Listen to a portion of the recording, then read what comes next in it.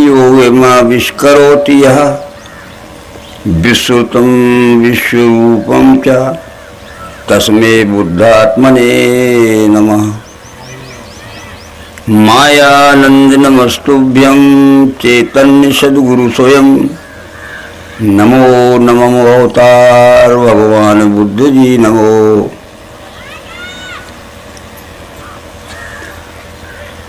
सतयुग प्रवर्तक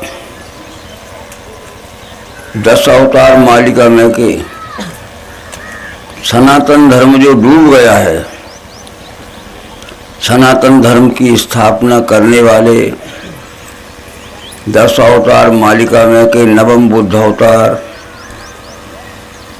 भगवान मायानंद चेतन जी का हार्दिक नमन करते हुए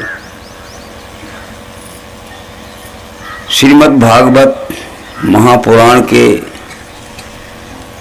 साप्ताहिक ज्ञान विज्ञान यज्ञ में जो भाई बहन यहाँ उपस्थित हुए हैं उन सभी का हार्दिक अभिवादन करते हुए आज के प्रसंग में श्रीमद् भागवत महापुराण के 10वें स्कंद के 1-2 प्रसंग रह गए हैं जो हम सबको समझना बहुत जरूरी है। पर समझने का मतलब ये होता है कि हम जन्म से लेकर वृद्धावस्था तक ज्ञान सुनते ही आए हैं, परंतु देखा गया कि सुधार कुछ नहीं दिखता है। क्योंकि जब हम इस मानव जगत की ओर देखते हैं तो कितने झूठे व्यवहार हो रहे हैं, कितनी रिश्वतखोरी हो रही है, कितनी चोरियां हो रही हैं और कितने अनैतिक व्यवहार हो रहे हैं जिसको शब्दों में गिनती कराना संभव नहीं है। पाखंड छा गया है। तोयोदि तोयम जगतो हिताय यथा यथा वेद पथा पुराणा वाध्येत पाखंड पथैर्षद्भिः तदा भवान सत्वगुणम विभर्ति। ये 10वें अध्याय में लिखा है, 10वें स्कंद के आखिरी अध्याय में लिखा है कि ज्ञान की बातें बहुत करेंगे लोग, पूजा पाठ भी बहुत करेंगे, उपवास व्रत भी बहुत करेंगे, ऐसा कोई घर नहीं होगा जहाँ छोटे बच्चों से लेकर वृद्ध तक हों। दिखाऊपन न करेंगे, देखने में बड़े भक्त दिखेंगे पर भीतर बहुत काले विचार के रहेंगे। ये तो दिख ही रहा है। मन मलिन तन सुंदर कैसे, विषरस भरा कनक घट जैसे। अरे सोने का घड़ा हो, घट हो बड़ा महंगा होता है, भीतर जहर भरा हो। तो हमने अपने शरीर को इतना महंगा स्वर्ण के समान सजा लिया और कभी कभी हम जो पहनते हैं ना आभूषण, उसमें हीरा मोती भी लगे रहते हैं, पुखराज लगे रहते, पर भीतर जो है हम बड़े काले रहते हैं। ये बात विश्वरूप परमात्मा से छुप नहीं सकती। एक दिन ऐसा आएगा कि कब तक छुपोगे, छिपे हुए भी नहीं बच सकते हो। जब हम अपराध करते हैं और हमारी रिपोर्ट दर्ज हो जाती है, अपराध होते ही विश्वरूप परमात्मा के यहाँ हमारी शिकायत दर्ज हो जाती, तो हम गिरफ्तार ना हो इसलिए भाग जाते, भागते रहते, छुपते रहते हैं, बहुत समय तक छुपते रहते हैं। परंतु कब तक छुपोगे? बिना जमानत के वारंट आएगा कि जहाँ मिलोगे वहीं पकड़ लिए जाओगे। कहते हैं कोई नदी में गया था, कुछ नहीं था, नहाते ही उसको हार्ट फेल हो गया। कोई जवान था, घर में ही हार्ट फेल हो गया, घर में ही गिर गया, टांगें टूट गई, हाथ फूट गए। ये हुआ क्यों? बुरे काम किए हैं, मैं खुद ही जानता हूँ पूरे। तो जब मेरे से छुपे नहीं हैं, तो जिसकी सहस्त्र शीर्षा पुरुषा सहस्त्र यक्ष सहस्रपाद, इसकी हजारों आंखें हैं, हजारों पैर हैं। एक दृष्टांत दे के हम आज सुदामा जी का मिलन बताएंगे, वो रह गया है। एक गांव में हैजा पड़ गया। हैजा जानते हो? कालरा, हैजा, डायरिया। उल्टी होती थी, 10 लगते थे। पूरे घर के जितने आदमी होते थे सब घर खाली हो गए। एक गृहस्थ ने सोचा आज तो आधी रात को हम खाना बना लें, और आधी रात को खाना बना के बाल बच्चों के सहित भागे इतनी दूर कि इस गांव से हम 20-30 किलोमीटर दूर जाके ठहरेंगे। तो इतनी दूर कहाँ ये बीमारी आएगी। आधी रात को खाना बना लिया और भोजन बांध के भागा तो 30-40 किलोमीटर दोपहरी में एक जगह ठहर गया। अब यहाँ खाना खा लें, कोई डर नहीं है। जैसे ही खाना खाने को बैठा, भोजन निकाला, इतने में एक बहुत भूखा, जिसको खूब भूख लगी थी, एक बुढ़ा, ये जिसके आंखों में भी ऐसा लगता था कि शायद दिखता ना होगा, कमर झुक गई थी। उसने कहा क्या कर रहे हो भाई? बोले खाना खा रहे। अच्छा कहाँ से आए हो? ओ हमारा गांव तो वो 30 मील दूर है, वहाँ हैजा पड़ा हुआ है। घर के घर बैठ जाते, तो हम आधी रात को खाना लेके भाग के आए हैं। बहुत भूख लगी, इसलिए ये 12 बजे हम यहाँ खाना खा रहे हैं झाड़ी। तो बोले भूखा तो मैं भी हूँ, मैं भी खोजता आ रहा था कि कोई खाना मिल जाए। तो बोले तुम कौन हो? बोले मेरी ओर देखो। वो उसकी ओर देखा तो उसके शरीर में आंखें आंखें थी। बोले तुम कहाँ भाग के जाओगे? मेरी इतनी आंखें, मैं यहाँ भी तुम्हें खाने आया हूँ। ले हो भैया, कहाँ भागोगे, कहाँ जाओगे? अरे तुम 2 आंखों वाले भगभग कहाँ जा रहे हो? मैं पीछा करके आया हूँ कि जहाँ खाना खाओगे मैं तुम्हें खाने आया हूँ। देखो मेरी आंखें, तो एक दृष्टांत है कि उसके शरीर आँख, मेरी इतनी आंखें हैं कि मैं चारों तरफ देखता हूँ। उसे सर्वत्र हैं हाथ पैर मुँह शीश नेत्र हैं, सर्वत्र कान हैं उसको सबों में व्याप्त है। वही कितना अच्छा श्लोक लिखे उस विश्वरूप परमात्मा को। उसे सर्वत्र हैं हाथ। ये विश्व में कितने हाथ हैं? विश्व एक है, परंतु 6 अरब आदमियों के 12 अरब हाथ तो होंगे, पाँव होंगे भी, पर वो जानवर भी होते हैं, पक्षी भी होते, कितने पाँव हैं, कितनी आँखें हैं, सोच लीजिए। तो बच नहीं सकते। इस तरह से जहाँ हो वहीं सुरक्षित रहो, परंतु बुरा कर्म मत करना, नहीं तो बुरा परिणाम होगा।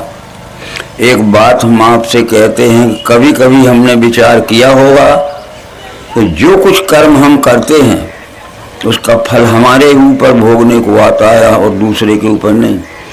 एक नदी के किनारे हम जाते हैं या झाड़ों के बगीचे के किनारे, जब हम जोर से चिल्लाते हैं तो जो शब्द हमारे मुंह से निकलते हैं और लौट के वो उनकी झाई प्रतिध्वनि हमारे कान में आती है।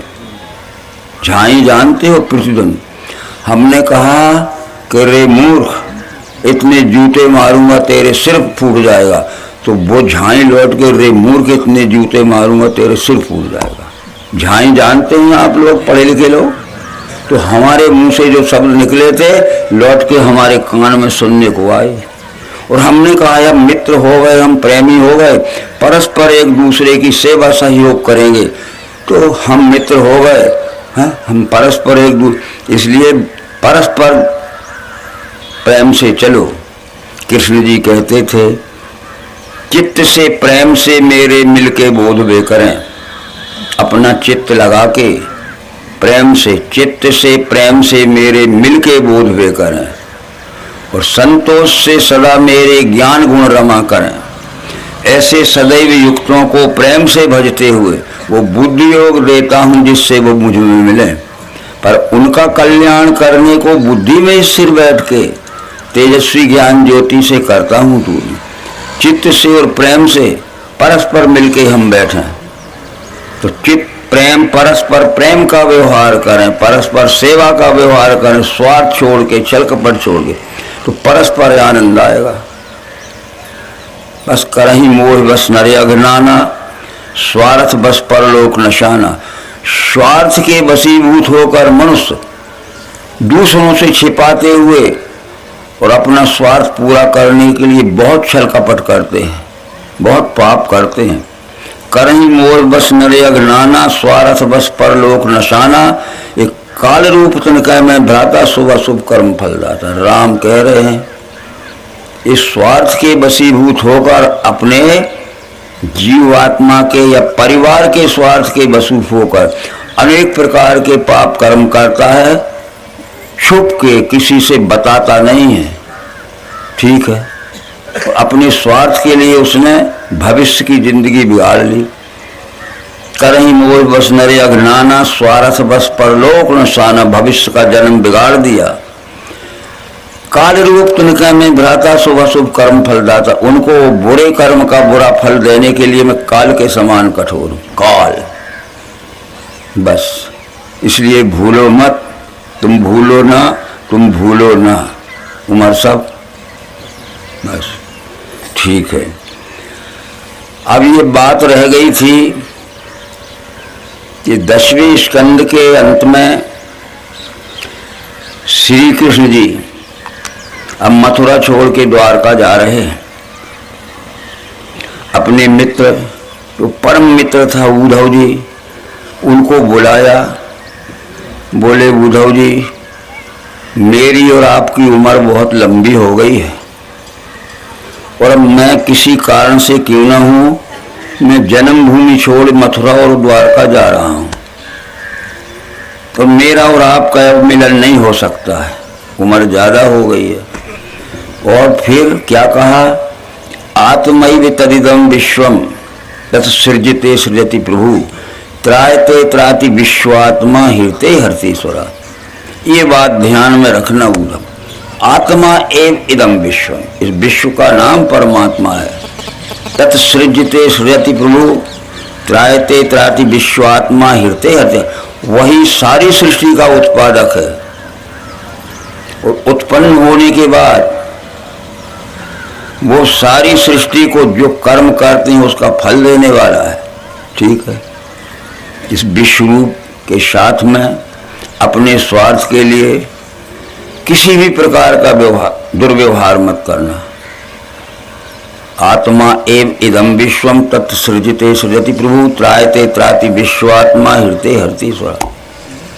और श्री कृष्ण जी चले गए द्वारका, उद्धव रह गए मथुरा में और उनका देह वहीं त्याग हुआ श्री कृष्ण जी का, और उद्धव जी यहीं रह गए।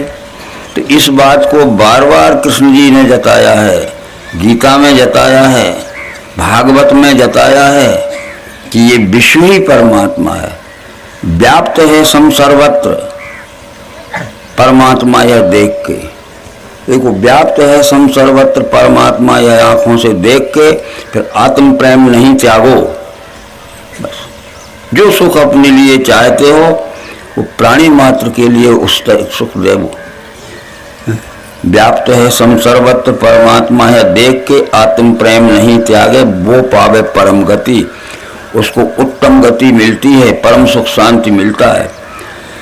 और अनेक भाव सृष्टि के देखे एक ही रूप में, उसी से विश्व है जाने ब्रह्म संपन्न हो। चारों ओर देखो अनेक रंग रूप का विस्तार दिख रहा है, ये एक ही विश्व है जिसमें दिख रहा है। अनेक भाव सृष्टि के देखे एक ही विश्व में और उसी को विश्व ही जानो, बस ब्रह्म संपन्न है, वही पूरा ज्ञानी है। बाकी तो सब मैं कहता हूं एक नहीं, 100 जन्म धारण करोगे जब तक विश्व रूप को नहीं जानोगे तब तक मुक्ति मिलने वाली नहीं है, ठीक बात है।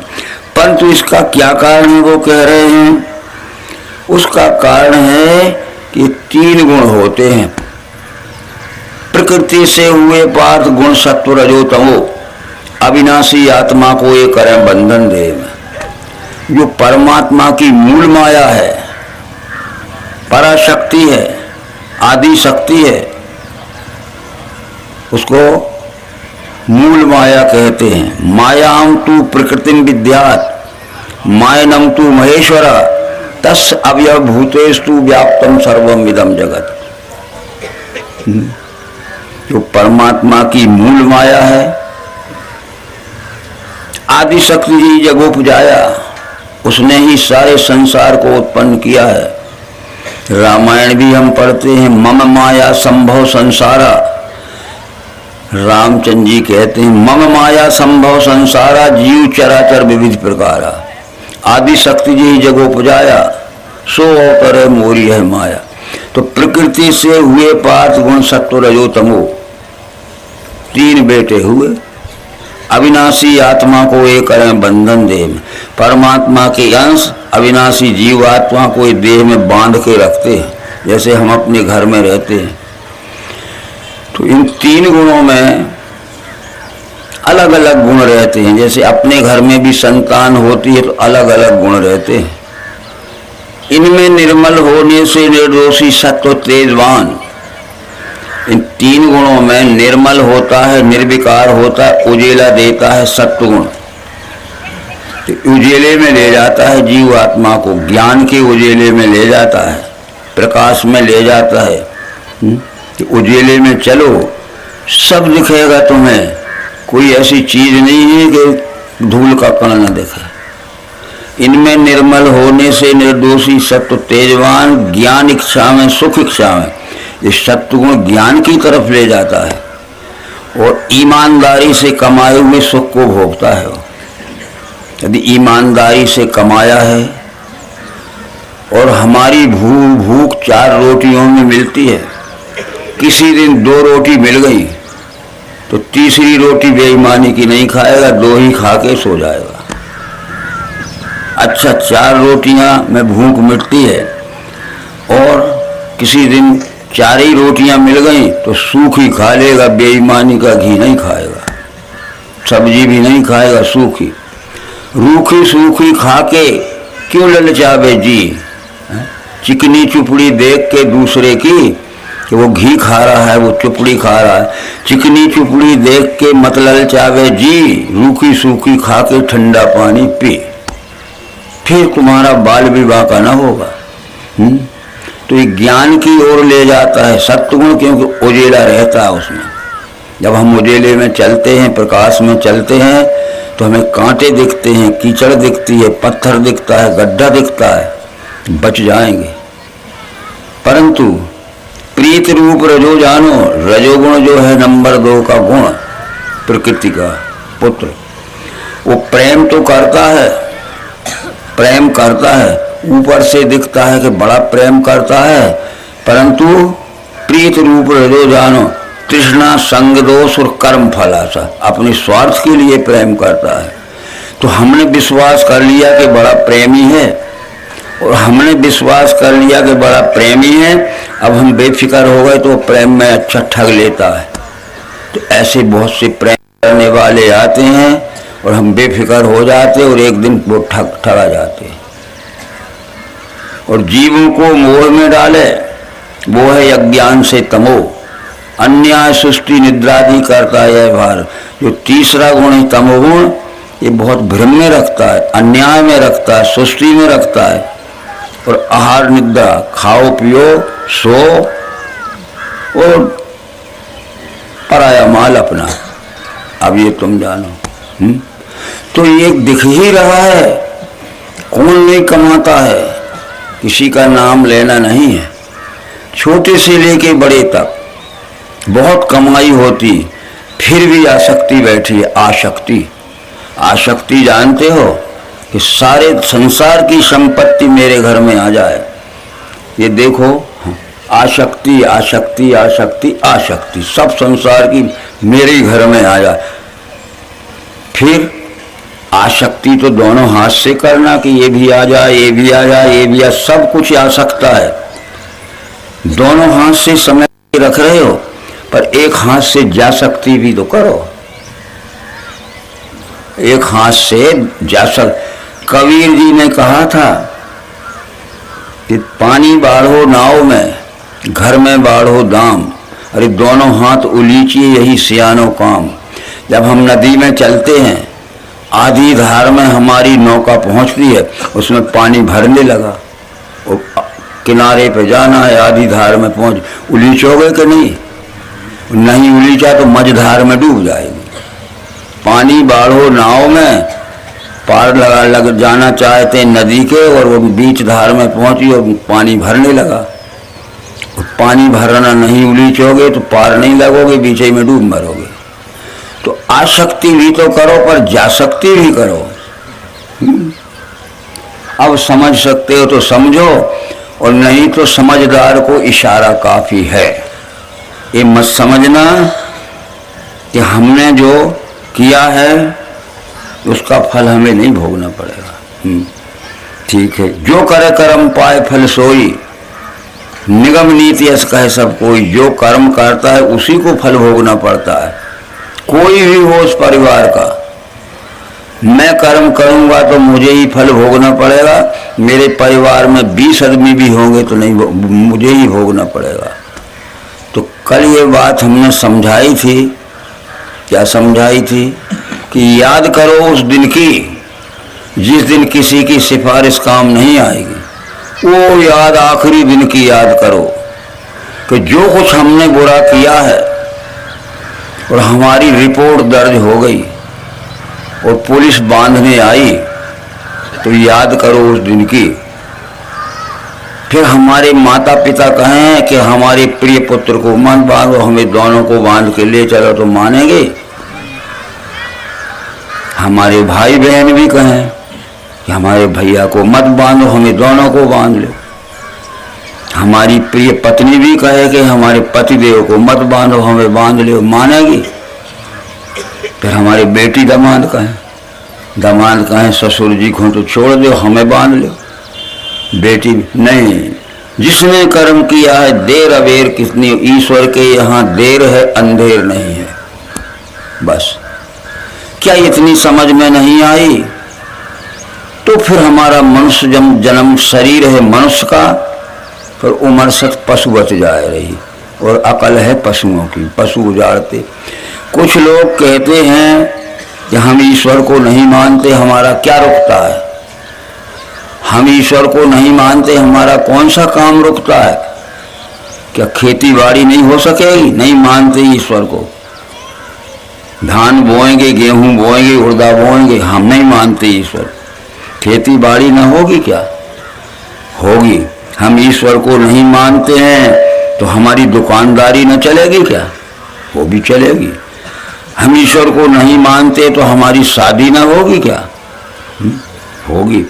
अरे हम ईश्वर को नहीं मानते, हमारे बाल बच्चे ना होंगे क्या? सब होंगे।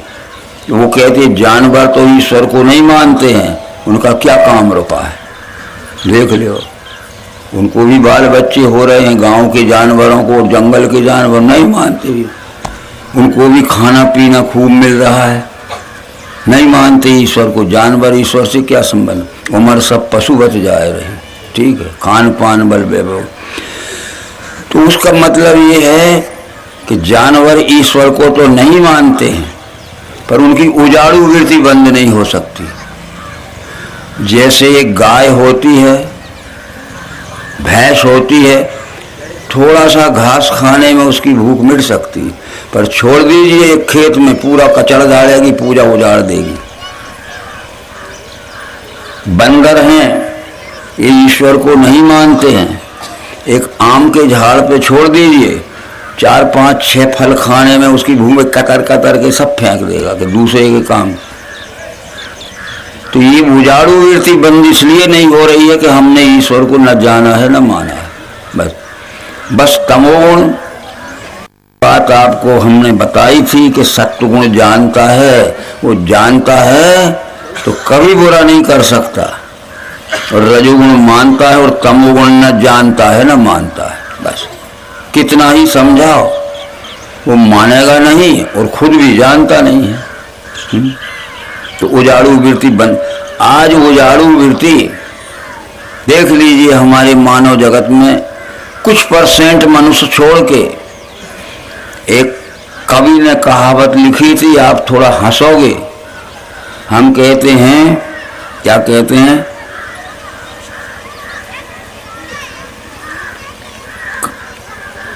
कहें भुसुंडी सुनो खगनायक है, और 100 में से 90 नालायक।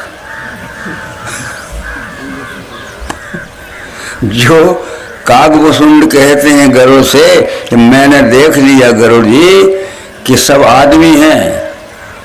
कहें भुसुंडी सुनो खगनायक, 100 में से 90 नालायक हैं, 10 ही आदमी हैं जो लायक हैं। किसी का अपमान नहीं है, किसी का हम नाम नहीं लेते हैं। हम खुद को देखें अब तो कि ये दुर्गुण हमारे में तो नहीं है। ये दूसरे को सुधारने के लिए तो हम भाषण देते हैं, पर खुद सुधरे हैं कि नहीं, अपना पहले सुधार करना है। ठीक है, करो सुधार, यह जग चिल्लाता, क्या सुधार और क्या बिगड़ा। और दूसरे को तो बिगड़ा समझे, किंतु आप सदा सुधरा। मैंने कहा दुनिया बिगड़ गई, ये भी कहते हैं दुनिया बिगड़ गई, छिदामी लाल भी कहते दुनिया बिगड़ गई, ये हर एक कहते अपने को बचा के कहते मुझे छोड़ के सब बिगड़ गए। हर एक आदमी यही कहता है संसार बिगड़ गया। देखो घर घर तो संसार का क्या बिगड़ गया। करो सुधार, यह जग चिल्लाता, क्या सुधार और क्या बिगड़ा। और सबको तो हम बिगड़ा समझें, किंतु हम सुधरे, बड़ी मुश्किल की बात है। तो इन बातों को ध्यान रखिए। और फिर अब आप सुदामा जी पर बात आ गई। सुदामा जी गुरुकुल उज्जैन में, जो मध्य प्रदेश के अंतर्गत उज्जैन नामक शहर है, उसको अवंतिका कहते थे पहले। उस अवंतिका में उज्जैन में एक गुरु रहते थे, सांदीपन गुरु। वो बड़े तत्वदर्शी थे, वो विश्वरूप की दर्शन कराते थे, विश्वरूप परमात्मा। कृष्ण जी ने 64 विद्या तो पढ़ ली थी, बहुत ज्यादा। 64 दिन में विद्या सारी पढ़ डाली। अब उनने पढ़ा था ग्रंथों में कि परमात्मा है, विश्वरूप परमात्मा है। सैकड़ों लोगों से वो मिले थे, पर किसी ने कहा एकादशी व्रत करो 12 महीने, 12 महीना में 24-11 सोच में तुम्हें परमात्मा मिल जाएगा। तो वो भी कर लिया, मगर नहीं मिला। किसी ने कहा हलखट्टी करो, गंगा नहाओ, ये करो वो करो, नहीं मिला। उन्हें पता चला कि उज्जैन में शांतिपन गुरु हैं, वे विश्वरूप दर्शन कराते हैं। वो आ गए वहाँ पढ़ने के लिए, सुदामा के साथ पढ़ने लगे। शांतिपन गुरु ने बता दिया कि जिस परमात्मा या विश्वरूप के विषय में लोग पढ़ते हैं किताबों में, वो इस विश्व का नाम ही विश्वरूप है। तो कृष्ण जी ने कहा कि गुरु जी मुझे विश्वरूप का दर्शन करा दे। आप विश्वरूप का दर्शन कराए हो तो करा दे। तो बोले दिख तो रहा है, इस विश्व का नाम ही विश्व है, ठीक है ना। अब मेरे से आप कहो कि लाहौद का दर्शन करा दे, तो मैं कहूँ दिख तो रहा है लाहौद का, लाहौद ही जिसका जो नाम है वही स्वरूप हो। तो ये विश्व का रूप ही विश्वरूप, इसका दर्शन तब उन्होंने समझाया था। तो विश्वरूप दर्शन कराने के लिए हमारे पास 8 साधन हैं। मानव शरीर में, शरीर ये धाम है, बड़े भाग मानुष तन पावा, सुर दुर्लभ सदग्रंथन गावा। साधन धाम मोक्ष कर द्वारा, पाई न जे सुर लोक समारा। सो परित्र दुख पावही, सिर धुन पछताए, काल ही कर्म ही ईश्वर ही मिथ्या दोष लगाए। तो हमें ये भी मालूम नहीं था कि ये मनुष्य शरीर को साधनों का घर क्यों कहा गया। हमने भी पहले पूछा था इस उम्र में, इसी उम्र में, कि मनुष्य शरीर को साधन धाम क्यों कहा गया है। तो जितने अंधविश्वासी मिले वो कहते थे अरे तुम नहीं जानते ये मन साधनों का धाम है, और 10-10 मंजिले के बिल्डिंग बने हैं, उसमें एयर कंडीशन के कमरे हैं, और हीरा है, मोती है, पुखराज है, और बड़े बड़े टाटा सोमो और हेलीकॉप्टर हैं, कितनी जमीन है, कितने ट्रैक्टर हैं। यही तो साधन धाम है। ये नहीं थे, बस यहाँ आइए। तब उनने कहा कि ये मनुष्य शरीर साधन धाम है। इस मनुष्य शरीर में ये विश्वरूप परमात्मा को जानने के लिए 8 साधन है।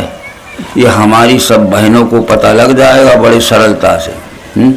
इस शरीर रूपी घर में 5 ज्ञान इंद्रियां हैं। ये पढ़ाई चल रही है कृष्ण जी की और सुदामा की वहाँ उज्जैन में।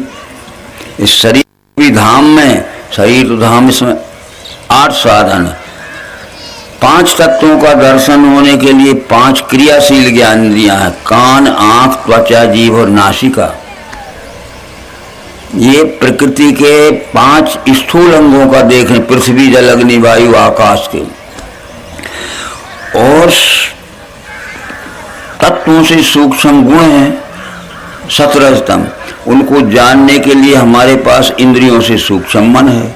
देह से इंद्रियां सूक्ष्म है, उनसे सूक्ष्म मन है, और मन से सूक्ष्म है बुद्धि।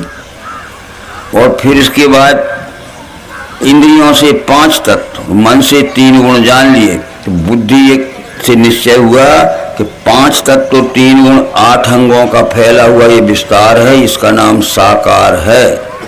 ये बुद्धि जानती है। तो फिर हम घर में पढ़े थे कि क्या साकार निराकार अलग हैं? बोले नहीं, इसमें बहुत थोड़े से आप समझ लें, आगे फिर चलेगा। परंतु बात ये हुई कि सुदामा जी की पत्नी ने कहा, जब लौट के आए थे वो ज्ञान सीख के वहां से, कि तुम तो यहाँ आ गए और तुम्हारे भाई जो हैं वे राजा बने द्वारका में बैठे हैं और हम एक छोटी सी टूटी झोपड़ी में पड़े हैं। जाओ अपने भाई के पास कृष्ण जी के और उनसे कहो कि हमारा इंतजाम करो। तो कृष्ण, सुदामा था ब्राह्मण, उसने कहा मैं ब्राह्मण हूँ, मांग नहीं सकता, जो हमारे पास है उसी में गुजर करेंगे। तो बार बार कहती थी सुदामा जी की पत्नी कि तुम्हारे लिए न मांगो, मेरे लिए भी न मांगो, कि मेरे कपड़ा फट गए हैं, खाने को है नहीं है, बड़ी परेशानी हो रही।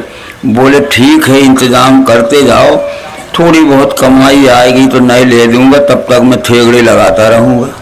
ऐसा बार बार होता रहा। एक दिन उसने कहा, सुदामा जी की पत्नी ने, कि तुम्हारे लिए मत मांगो, जाओ मेरी ओर से जाओ और कृष्ण जी से कहना कि तुम्हारी भाभी की मांग है कि उसके लिए कुछ व्यवस्था कर दो। सुदामा ने कहा कि है क्या घर में हमारे पास जो भेंट में ले जाएंगे? समझ गए?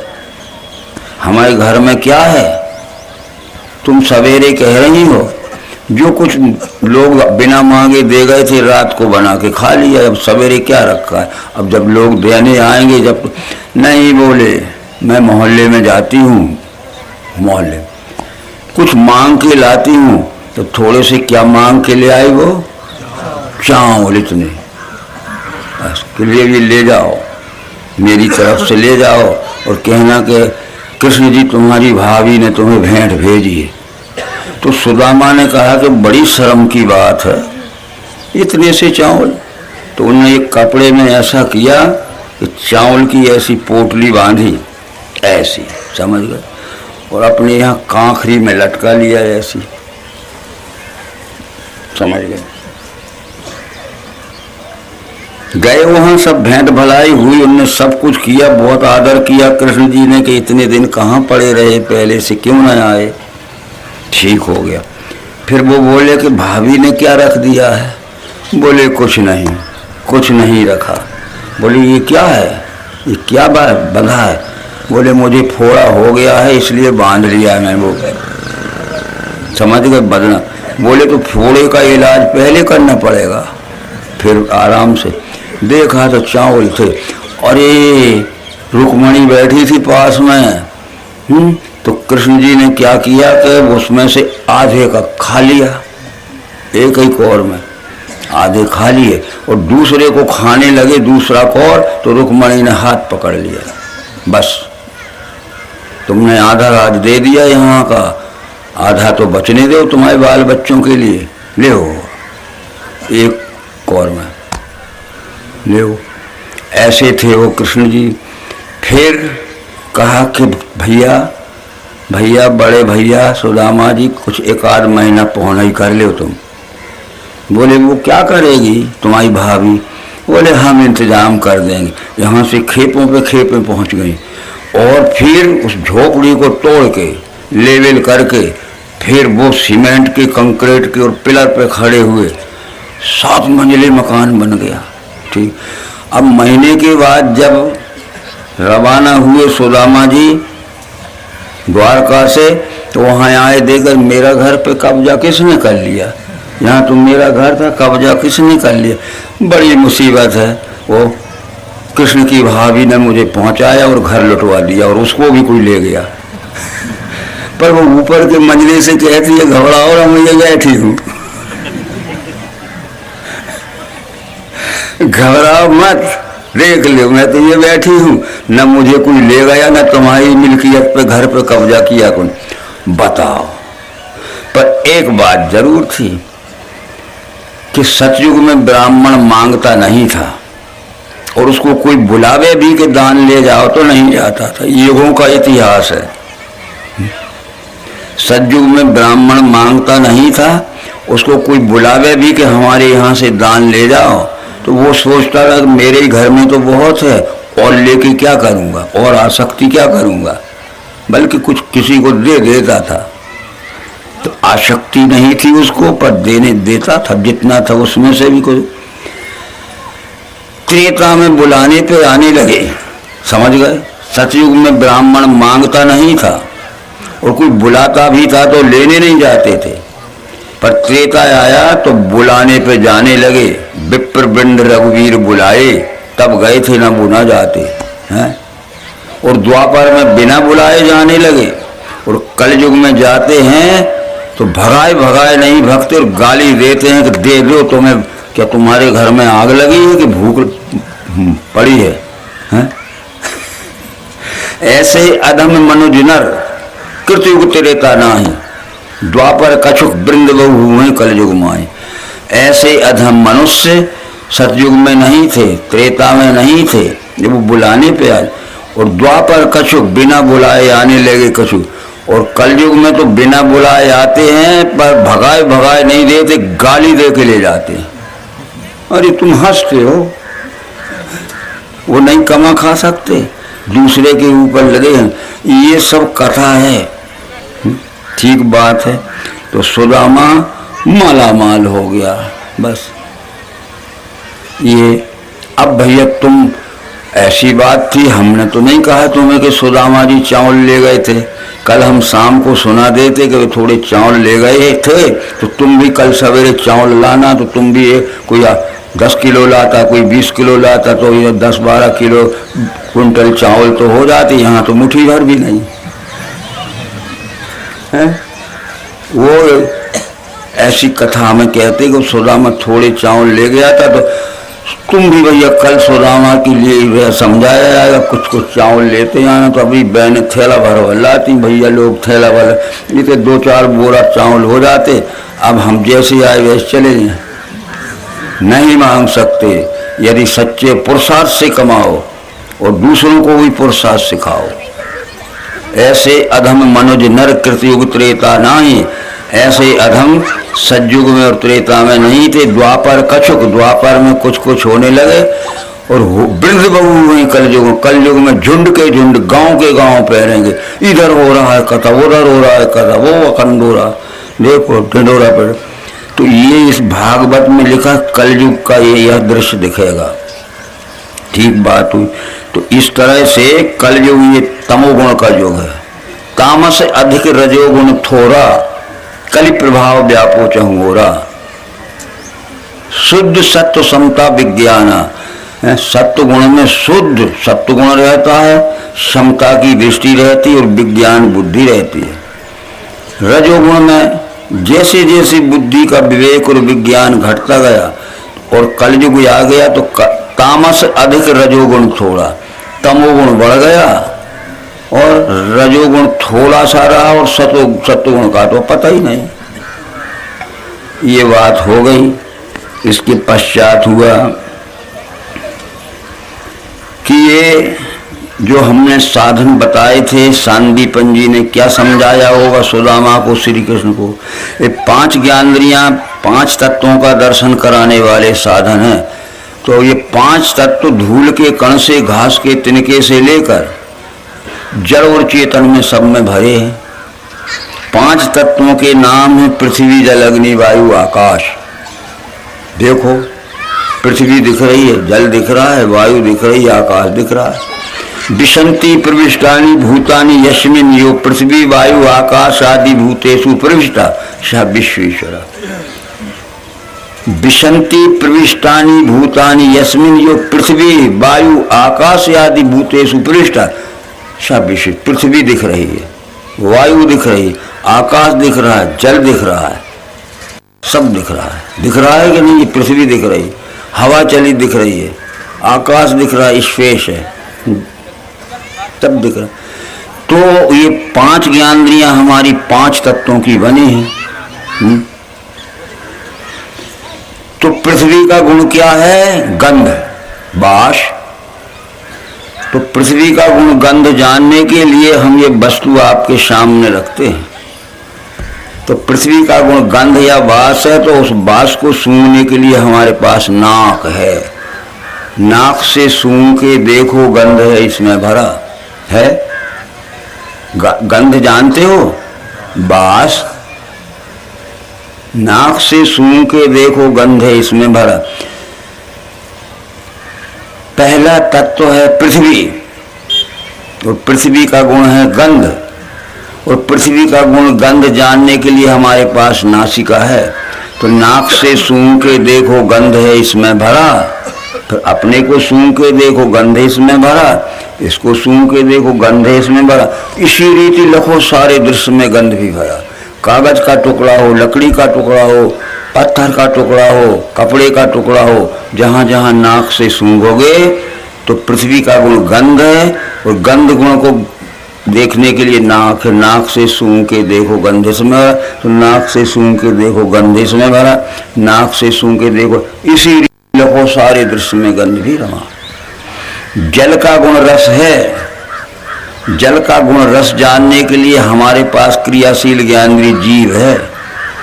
जीव से ये लगा देखो, वस्तु में कुछ स्वाद है, इसी में बास है ना।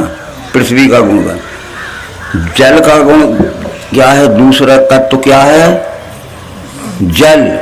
जल का गुण रस या स्वाद है।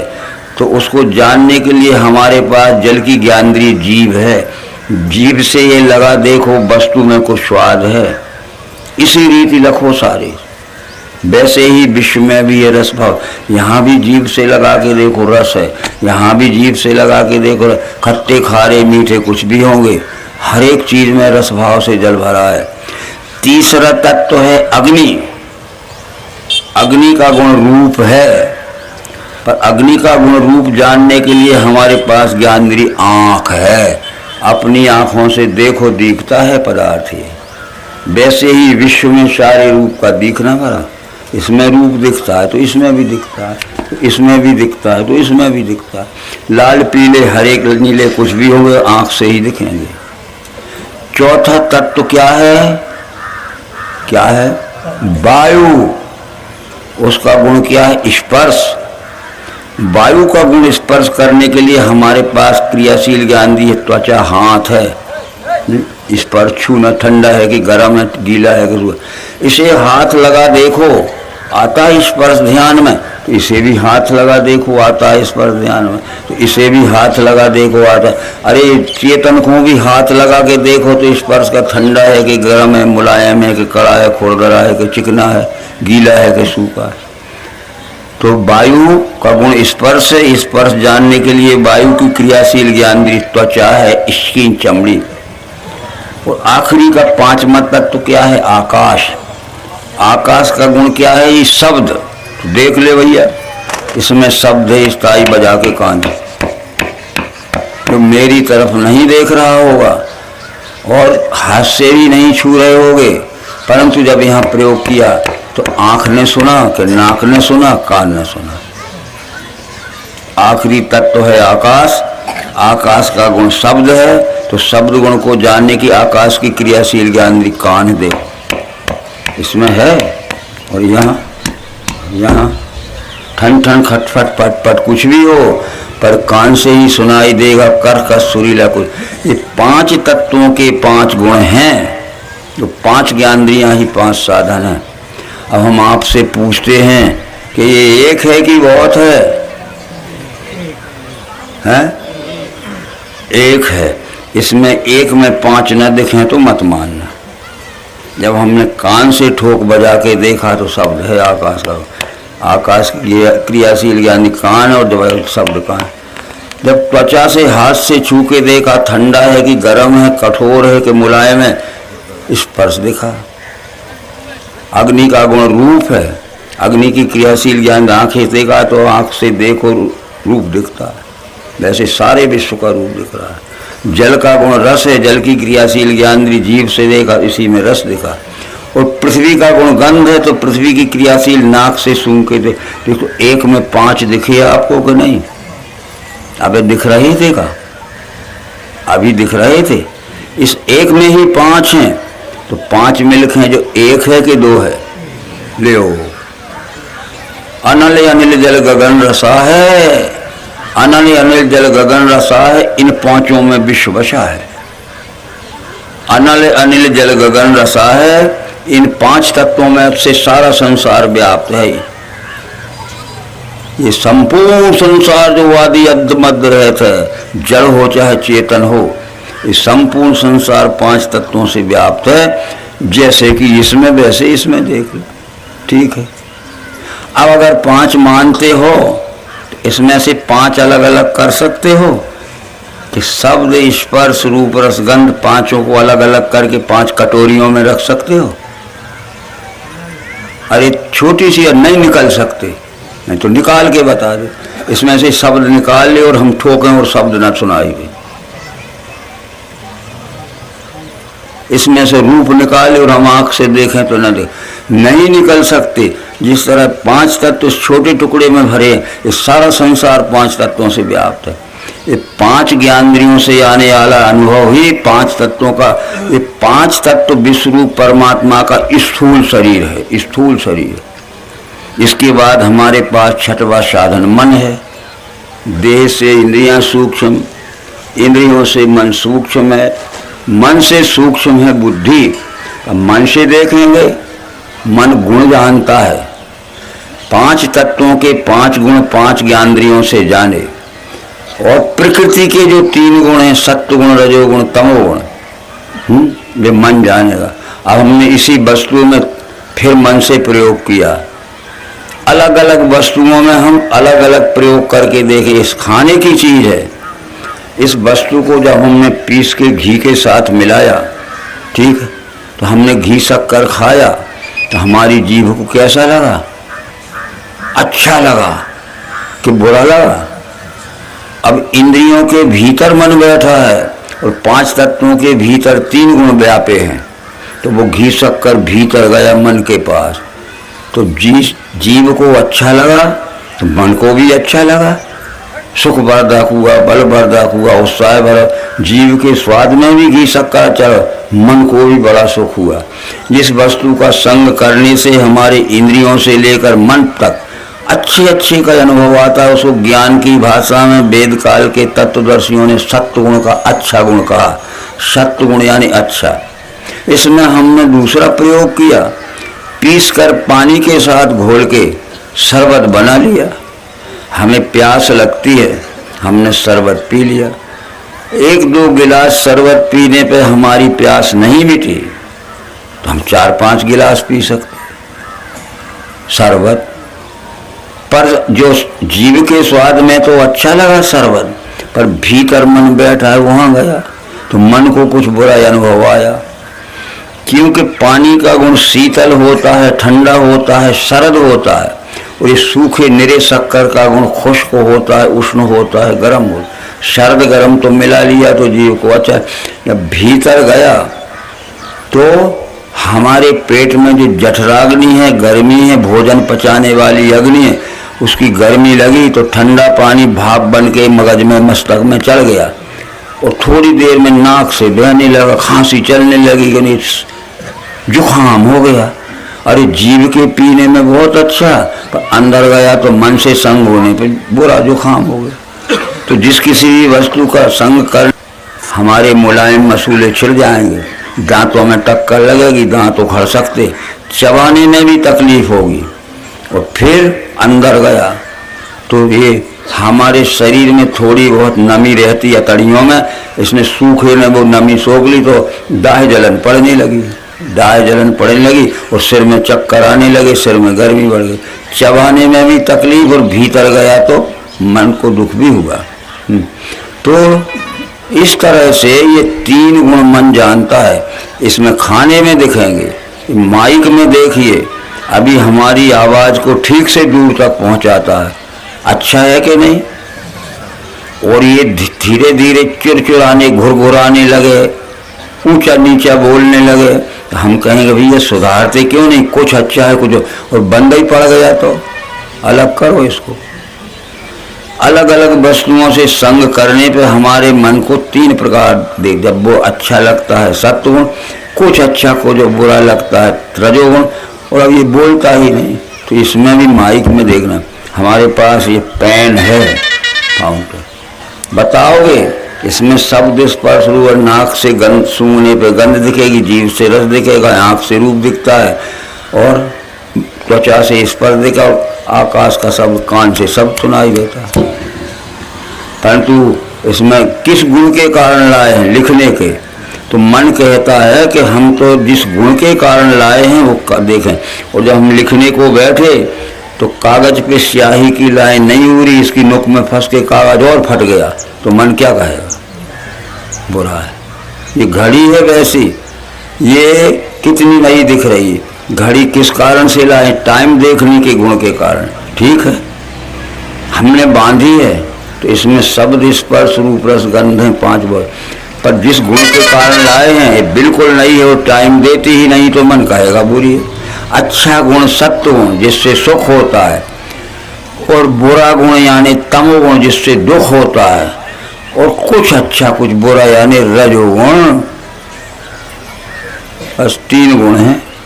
यही 3 गुण आगे जब अन्न के रूप में हम भोजन खा लेते हैं तो तमोगुणी भोजन करते हैं तो अहंकार होता है, रजोगुणी भोजन करते हैं तो चंचल मन होता है, और सतोगुणी भोजन करेंगे तो बुद्धि अच्छी निर्मल रहती है। हम वेद काल के ऋषियों के पास गए थे, बड़े बड़े जो वेद के समय के बड़े बड़े तत्वदर्शी ऋषि थे, वो कहते थे कि देखो भैया तमोगुणी भोजन मत करना, प्रमाद हो जा, पागल हो जाओगे, अहंकार बढ़ेगा। और खाने की चीज़ में जो तमोगुण रहता है इन आँखों को नहीं दिखता, पर जब हम खा लेते हैं तो पागल हो जाए, गांजा पी लिया, शराब पी ली, वो धरी है बाटल में महीनों की, गांजा धरा है, पर उस समय क्या हमें कुछ अड़चन, पर गांजा है, शराब है, ये महान तमोगुण पदार्थ वर्षों रखे हैं, पर हम खा के देख लें 5 मिनट में पागल। तो तमोगुणी भोजन करने से प्रमाद और अहंकार बढ़ता है, रजोगुणी भोजन करने से मन चंचल होता है, और सत्वगुणी भोजन करने से हमारी बुद्धि में प्रकाश आता है। ये खाने की बुद्धि सत्व का रूप है, मन चंचल, रजभाव, अहंकार, या तुम, ये 5 और 3 मिलके कितने हो गए, 8 हो गए। इसका नाम है 8 भुजा की देवी जो मंदिर में बैठी है, इसी का नाम है मूल माया, इसी का नाम है साकार, इसी का नाम है सगुण, इसी का नाम है क्षर, इसी का नाम अपरा, इसी का नाम है मात ब्रह्म। और यही है परमात्मा की मूल माया, वेद में लिखा है मायाम तू प्रकृतिम विद्धि मायनम तू महेश्वर तस् अवयव भूतेस्तु व्याप्तम सर्वमिदं। परमात्मा के 8 अंगों वाले साकार स्वरूप को अष्टधा प्रकृति अष्टभुजा देवी यानी माया कहते हैं। मायाम तू प्रकृतिम विद्यात् मायनम तू महेश्वर, और तस् अवयव भूतेस्तु व्याप्तम सर्वमिदं जगत। जितना आदि अंत मध्य है चराचर जगत है 8 अंगों का फैला हुआ विस्तार है, इसको विराट स्वरूप या साकार कहते हैं। 8 अंग। अब तुलसीदास ने तो कह दिया था, रामायण रखी है घर घर, बताओ। वो कहते हैं निर्गुण रूप सुलभ यति सगुण न जाने कोई। अरे निर्गुण का जानना बिल्कुल सरल है, पर सगुण न जाने कोई, सगुण कोई नहीं जानता है। तो देखने और जानने में यह पर है कि सगुण को और साकार को जानना है तो जहाँ 8 गुणों का दर्शन, 8 गुणों के सहित जो दिखता है वो सगुण है, और साकार जानना है तो 8 गुणों के सहित जो आकार दिखता है साकार है। इस तरह से शब्द स्पर्श तथा रूप रस गंध गुण त्रय, ये आठों का जो लय स्थान साम्यावस्था, जिसे कहें ये 8 भुजा वाला साकार स्वरूप फैला है, उसको माया कहते हैं। मायाम तू प्रकृति विद्यात मायनम तू महेश्वर, और परमात्मा को मायापति कहते हैं, उसके 8 अंगों वाले अष्टा प्रकृति को माया। तस्य अवयव भूतेषु, सारी चराचर चेती जड़ चेतन, घास के तिनका से लेके और हिमालय से लेके गंगा से लेके हाथी घोड़ों से लेके, ये सब 8 अंगों का विस्तार फैला है, उसका नाम है माया। तो हमने क्या किया था कि वेद काल के तत्वदर्शियों ने इस विश्व के आदि अंत मध्य रेत फैले, नहीं कछु आदि मध्य अवसाना, ये को न आदि है न मध्य न अंत, उसको हमने एक रूपक में देखना चाहा तो एक 10-5 हजार ईंटों की एक मढ़िया बना ले। उस मढ़िया में ये 8 भुजा की देवी बैठा दे, शेर पे सवारी कर दे। 8 ही भुजा क्यों है? 5 तत्व और 3 गुण के प्रतीक के 8 हाथ हैं। उस सिंह पे सवारी क्यों है? कि सिंह ये निर्भयता का सूचक है, निर्भय, किसी को न मानते हुए न डरते हुए। सिंह निर्भयता का सूचक है, जैसे जंगल में सिंह निर्भय है, हाथी भी डरते हो। तो सिंह निर्भयता पर आरूढ़ होके और अपने 8 हाथों के द्वारा संपूर्ण विश्व की जो न्यायी होते हैं उनके 8 हाथों से रक्षण करती है, अन्यायी होते 8 ही हाथों से मारती है। ठीक है, देखो अपन जो काम करते हैं रक्षण भी इन्हीं हाथों से करते हैं। और फिर दमन किसी की रक्षा करते हैं, घबराओ मत, हम तुम्हारे साथ हैं, अगर कोई करेगा तो हम तुम्हें बचाने के लिए रक्षा करें। और फिर अब दमन कैसे करोगे? इन्हीं 8 हाथों से दमन करते। तो वो भक्तों का रक्षण करती है 8 हाथों से और दुष्टों का दमन करती है, ये लिखा है। तो इस तरह से ये विश्व। अब एक बात आती है कि उतने नहीं है देवी जितनी मढ़िया में बैठी है। ये सब कुछ लिखा है वेद में, रसे रूपे चा गंधे चा, जो हमने बताया, रस रूप से भरी है, रूप है ये, गंध रूप से, शब्दे स्पर्शे च योगिनी, शब्द रूप से स्पर्श है, और सत्वम रजस तमश्चैव, हे देवी तुम 8 अंगों से मेरी रक्षा कर, मैं तेरा भक्त हो गया। बस आ गई बात। इस तरह से इस बात का विचार हम करेंगे तो वो अब उस देवी का हमारे स्कूल का मास्टर होता है ना, स्कूलों में शिक्षक होते हैं, तो अपने विद्यार्थी को वो इस विशाल विश्वरूप का, विराट का ज्ञान कराना चाहते, पृथ्वी का। तो पृथ्वी का छोटा सा गिलोब कमरा की टेबल पे रख लेते हैं, उसी में उत्तर दक्षिण अमेरिका लिखा है, उसी में एशिया यूरोप लिखा है, उसी में ऑस्ट्रेलिया और अफ्रीका लिखा है, छोटे से गिलोब में। तो जो उसमें उत्तर दक्षिण अमेरिका लिखा है छोटे से गिलोब में, वो इस पृथ्वी के उत्तर दक्षिण अमेरिका की पहचान के लिए लिखा है। उसमें ऑस्ट्रेलिया लिखा है और अफ्रीका लिखा है, उस पृथ्वी का ऑस्ट्रेलिया अफ्रीका की पहचान के लिए। उसमें जो यूरोप और एशिया महाद्वीप लिखा है जिसमें हम रहते, वो इस एशिया यूरोप की लिखा है। अब वो विद्यार्थी जान ले कि पृथ्वी इतनी बड़ी है जो कमरा के टेबल पे रखी, हम जान लें कि देवी उतनी बड़ी है जो वो मढ़िया में बैठी। अरे सर्वरूप रूपमयी देवी, सर्वरूपमयी देवी, सर्वम देवी मयम जगत, अतो हम विश्वरूपाम त्वाम नमामि परवे। ये देवी 8 अंगों वाला तेरा ही विराट स्वरूप दिख रहा है, सर्वरूपमयी देवी, सर्वम देवी मयम जगत, अतो हम विश्वरूपाम, ये विश्व विराट ही तेरा स्वरूप है, तुझे मैं बार बार नमस्कार करता हूँ। बताओ, ये बात थी जब वो मढ़िया में बैठा ली थी, वही बात थी जब इस पृथ्वी का ज्ञान कराना था, छोटा सा गिलोब कमरा की टेबल पे रखा था, उतनी बड़ी है पृथ्वी। ये ज्ञान दे दिया संदीपन गुरु ने। बताओ, कन्हैया है, कन्हैया ने कहा कि वाह गुरु जी, जिंदगी चली गई, मैं ढूंढ रहा था, तुम मेरे आज तरन तारण हो गए। ठीक है, और जब आने लगे तो फिर क्या हुआ? एक और बात पूछी संदीपन गुरु ने, इन और मौखिक प्रश्न पूछा, और तो सब पूछ लिया, पास हो गए। अब ये बताओ कि कन्हैया उसका नाम कन्हैया है, हत्ती घोड़ा पाल की जय कन्हैया लाल की, जो जन्म को। कन्हैया ये बताओ कि परमात्मा गोरा है कि काला? अब प्रश्न पूछेंगे, मुखाग्र प्रश्न होते हैं ना। अब कन्हैया क्या कहे कि मैं गोरा कहता हूँ तो काला भी है। जैसे हमारा ये गोरा है रंग तो काले से दिख रहा है, और काला कहता हूँ तो गोरे भी दिख रहा है। क्या कहूँ? तो तुरंत उत्तर दिया कि जब हम सफ़ेद रंग और काला रंग मिला देते तो श्याम बन जाता है। आप सफ़ेद रंग और काला रंग मिला देते, ना सफ़ेद रहेगा ना काला श्याम। तो कह दिया कि श्याम रंग है श्याम, तो बोले आज से तेरा नाम घनश्याम हो गया। ले भैया, और ये घनश्याम।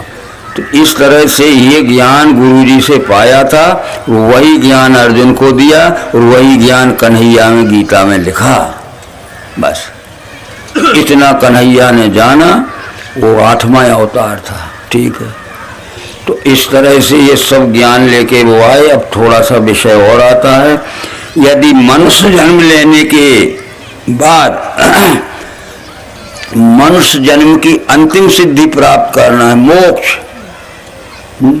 हमें मोक्ष पाना है कि ये जन्म मृत्यु के चक्र ही में घूमते रहोगे, तो इसके लिए हमें मन धी इंद्रियां जीती न इच्छा भय क्रोध है, मुनिसो मोक्ष का सेवी सदा ही मुक्ति।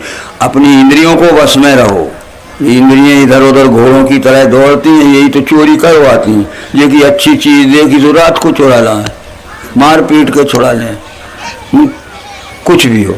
तो इस तरह से मन धी इंद्रियां जीती न इच्छा भय क्रोध है, मुनिसो मोक्ष का सेवी सदा ही मुक्ति में। जिसने जीवित अवस्था में ही अपनी इंद्रियों को जीत लिया, मन को जीत लिया, बुद्धि को जीत लिया, तो जैसा बैठा है वो मुक्त है।